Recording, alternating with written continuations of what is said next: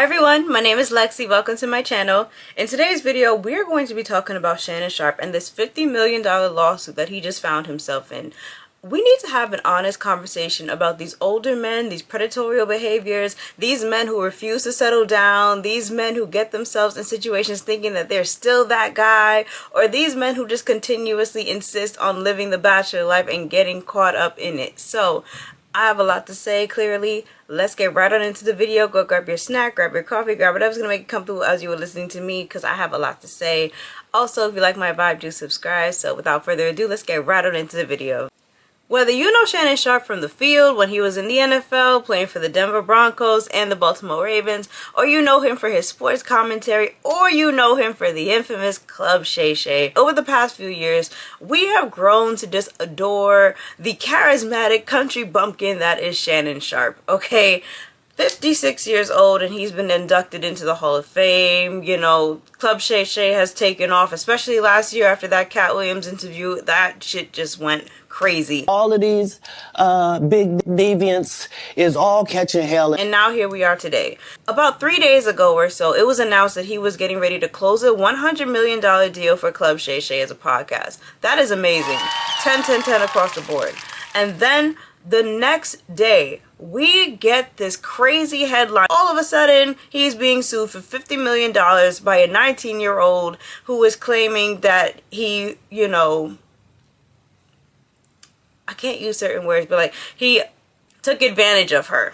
Now, if this happened to this young lady, obviously that is tragic, and obviously that's something that's going to warrant the cancellation of Shannon Sharpe. But once it gets revealed that she's 19 years old, I'm just like, why are you even dealing with a 19-year-old in the first place? This girl is old enough to be your daughter. Hell, she could even be your granddaughter. What do you have in common? What do you possibly have in common with a 19-year-old? Even if it is just to get your loins wet and everything else like that. Like, what?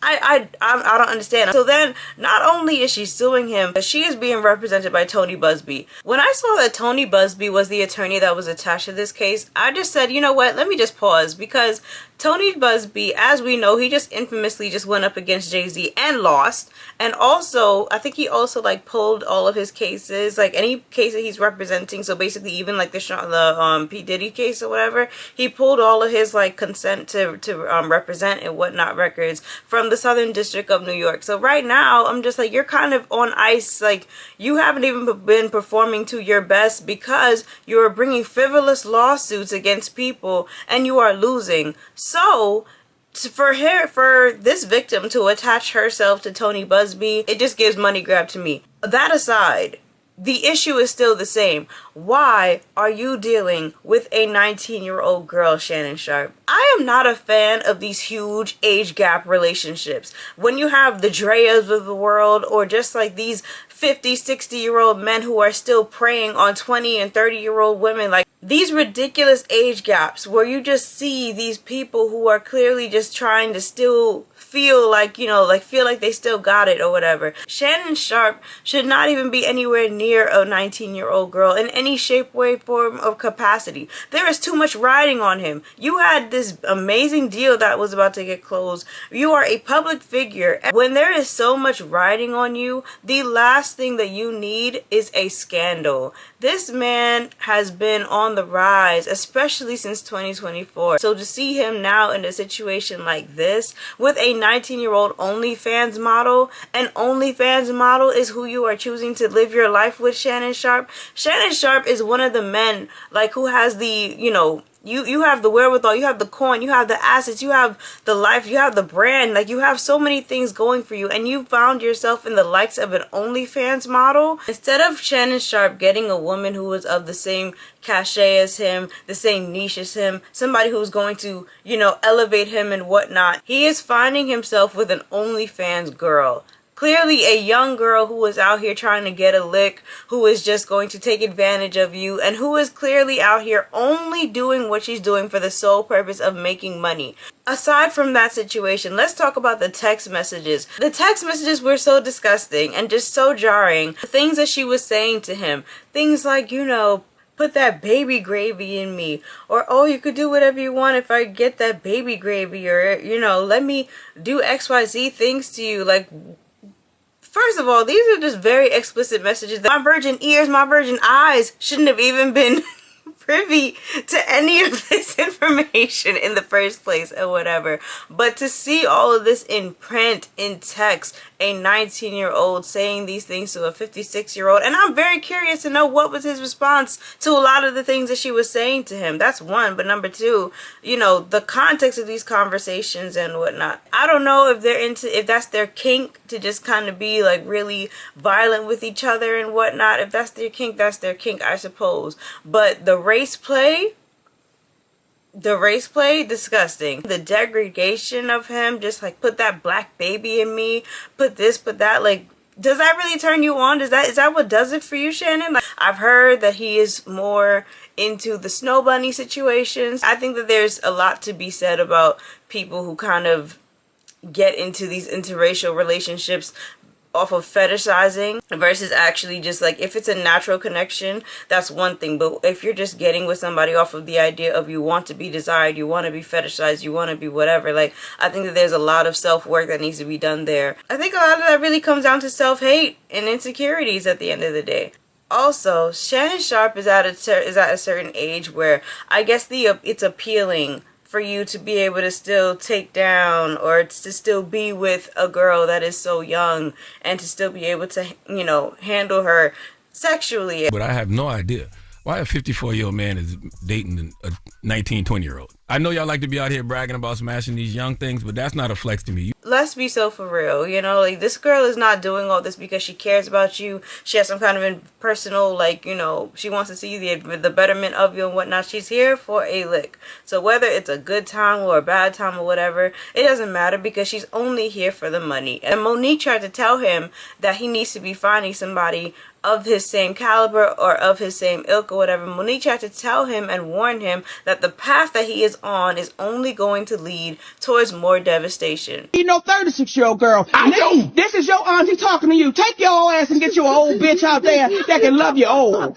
You're trying to hang out with these young bitches and you can't do it, Shannon. You just can't do it. But no, we want to sit down here and, you know, do things from the ego. And I did a video before about the ego to pawn pipeline, but it's just like, your ego will trick you out of your spot every single time. Shannon Sharpe believes that he is this guy and he still needs to be walking around with these young things. Shannon Sharpe is that like guy who is still out here wearing like jorts, like jean shorts and stuff. Like, the way that he's maneuvering himself, it looks pathetic.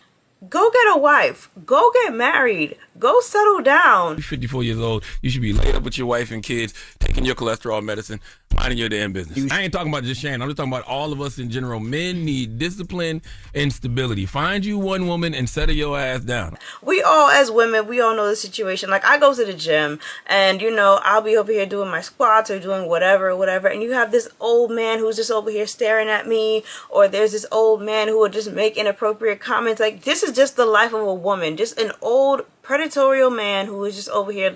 Like, yes, you might like to just see a young pretty girl or whatever doing certain things, but it's just like, it's the act of actually going and pursuing or making yourself, you know, known to her and whatnot. Like, that only makes us feel uncomfortable at the end of the day. Shannon Sharpe came out the other day and he was saying how this is a shakedown and, you know, they're trying to take the black man down. This is a shakedown. I'm going to be open, transparent, and defend myself because this isn't right. This is all being orchestrated by Tony Busby, who has targeted Jay-Z. Tony Busby targets black men, and I believe he's going to release a 30-second clip of a sex tape that tries to make me look guilty and play into every stereotype you could possibly imagine. That video should actually be 10 minutes or so. Hey, Tony, instead of releasing your edit, put the whole video out. I don't have it, or I would myself. You know what happened, and you're trying to manipulate the media. The encounter in question took place during the day at her invitation, and now that appears to be a deliberate setup, coordinated by Gabby, also known as Carly on OnlyFans. Gabby and Tony Busby want $50 million.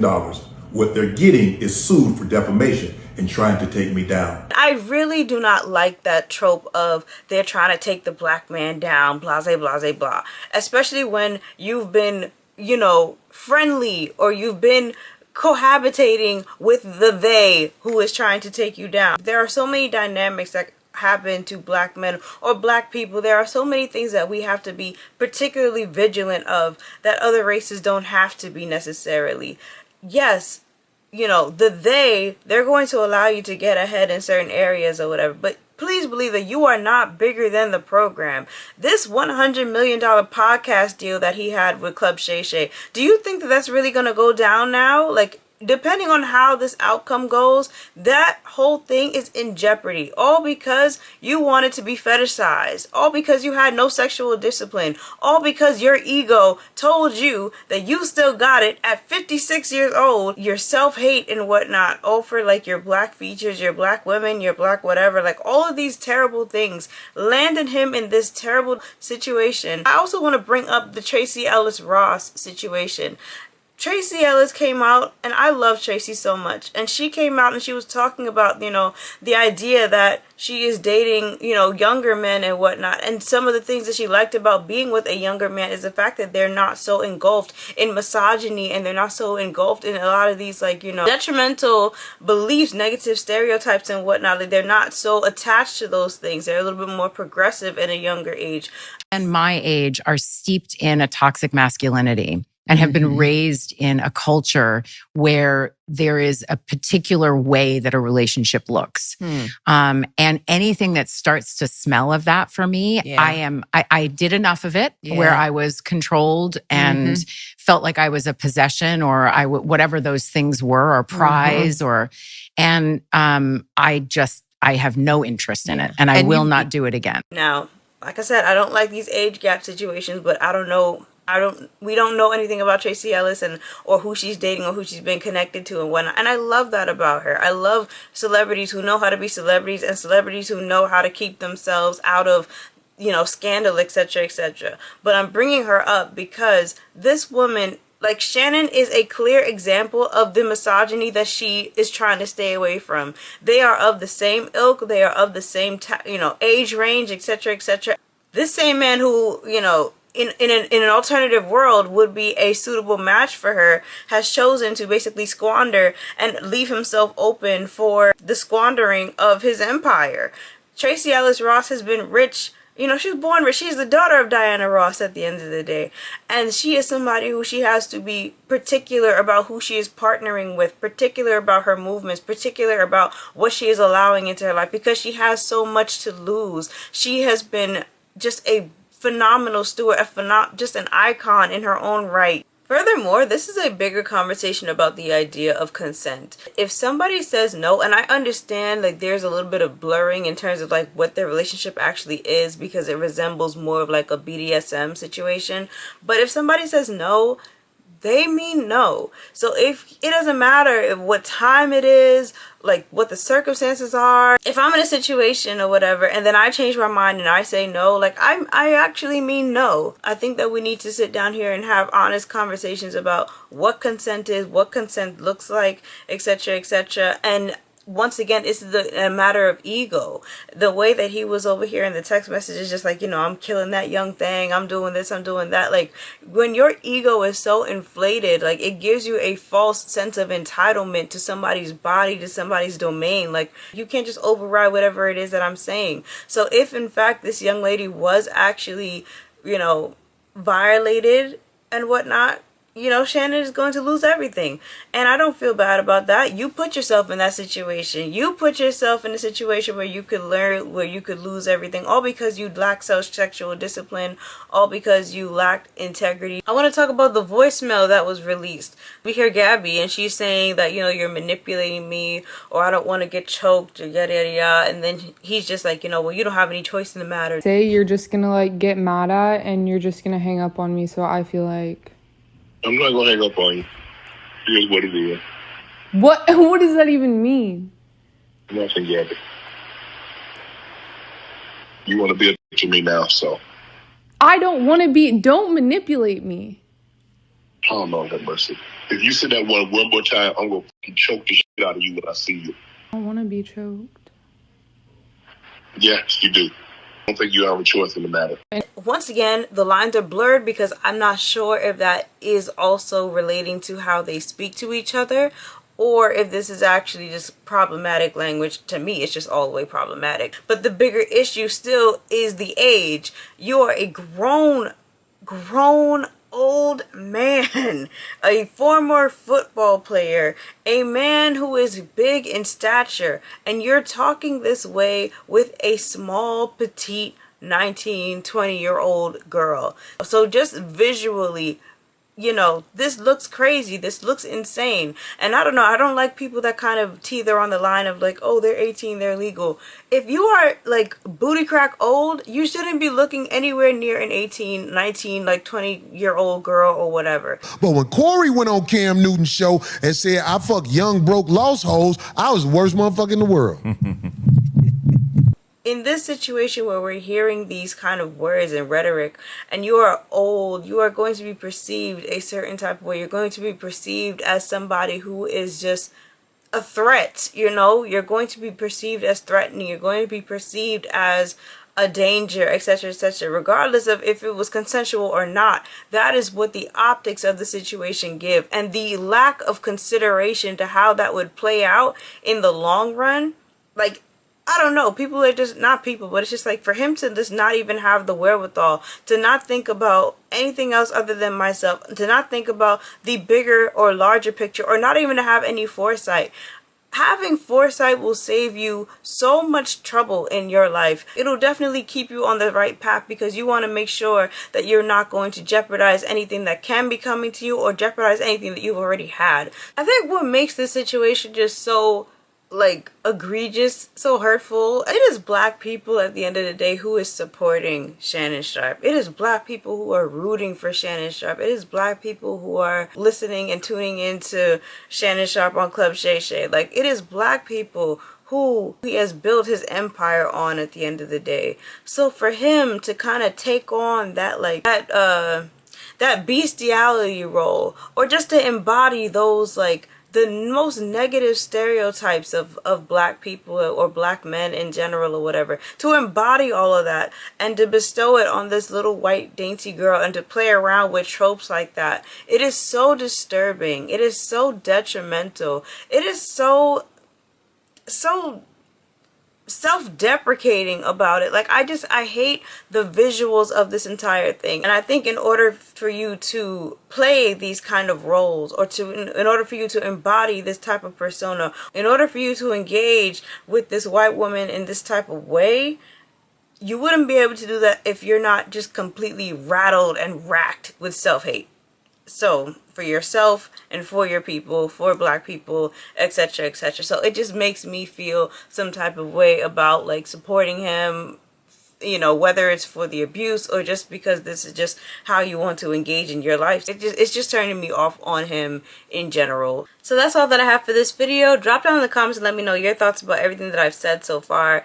I am going to disclaimer that this video is subject to change depending on what we find out within the next couple of days, or how the case is progressing, or how the details are coming out. So I'll see if I have to amend my opinions later on, further on down the line, but I'm pretty sure I'm standing on everything that I said. So so I hope you have a great rest of your day, rest of your week, rest of whatever, and I will see you in the next video. Mwah! Take care.